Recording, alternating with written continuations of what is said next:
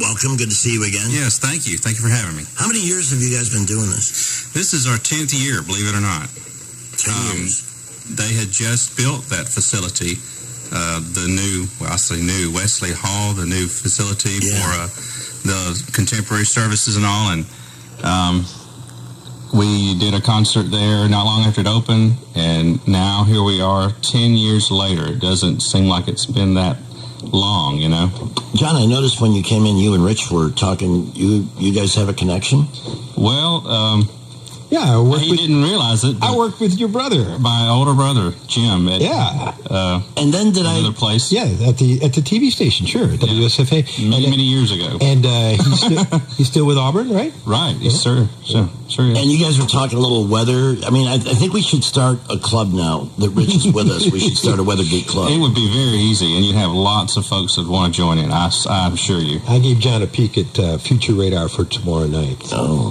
And it was spotty. There's some. He said not to say what gospel. It's not gospel. I said don't think that shower is going to be right exactly where that says it's going to be. Just take the general idea of the spacing. But you know, if you say it now, if you join the Rich Thomas Insiders Club, he can tell you how your relationships are going to work out. I mean, it's not limited to just whether he has special powers. Sure. Better than the Inquirer, right? That's if you buy the premium. Well, now look. I mean, I don't discount any resource for material. Oh, my goodness. So, yeah, we do Tabloid Tuesday in the afternoon show and go through and see what, catches our attention. Most of it's not all that interesting to me because I prefer things of a higher intellect. Everybody knows that, too. Give us an idea of the kinds of music that people will be enjoying at this event and who the musicians are. Right. We have started something. This is the second year. We have a young artist solo competition that was for local college-age students. And we have the winner and the runner-up. The winner will be performing and the runner-up will be participating with the band. Actually, they both will.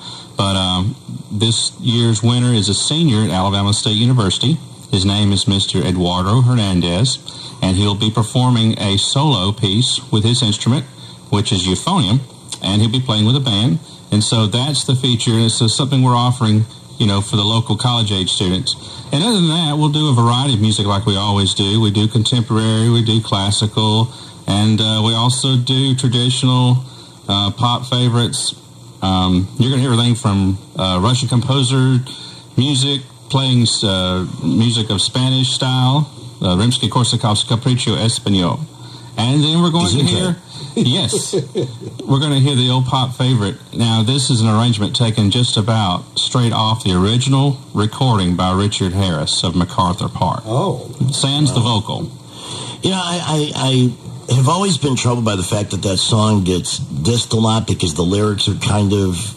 It's musically very involved. Yeah, that note at the end where his cake is in the rain and he's got to hit that note, man, that only dogs can hear, I think. Right. It's so high.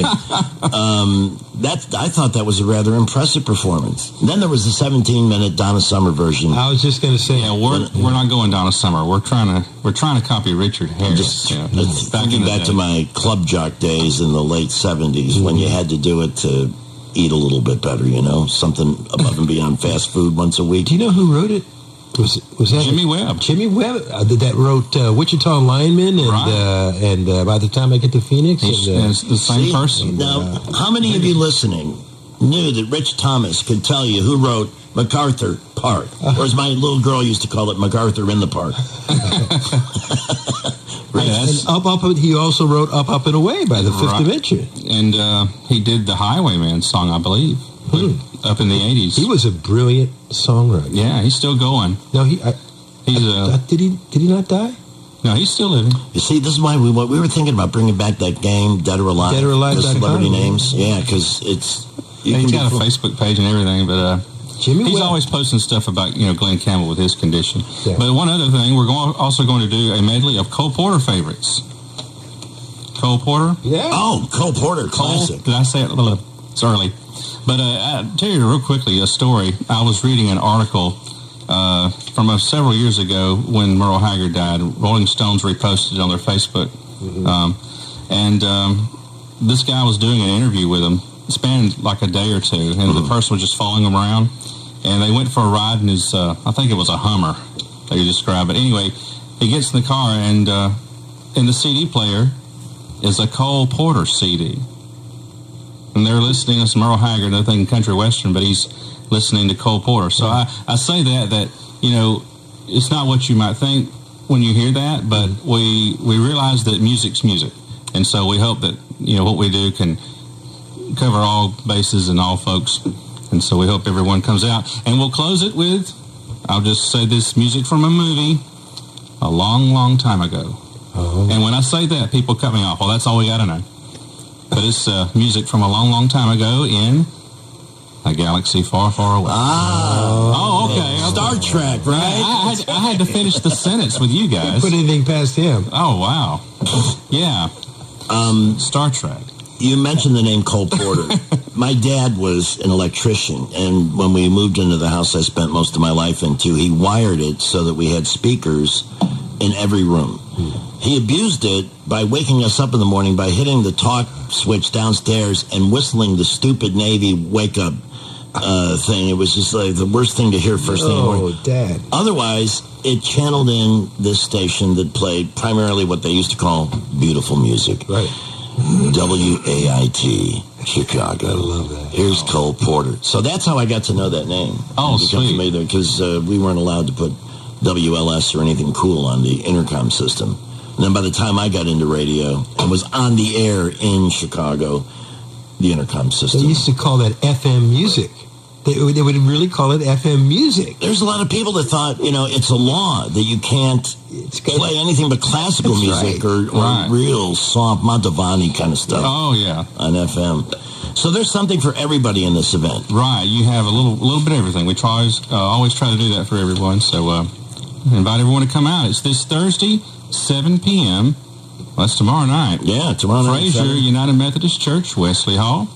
Admission is free. Free. Wow, council like that, absolutely free at Fraser. And if you want more information, go to capitalsounds.org. That's right. And John, thank you so much for coming by. Thank you very much again for having me. Great to chat with you. And I will make sure we mention this on the afternoon show as well. All right, thanks. At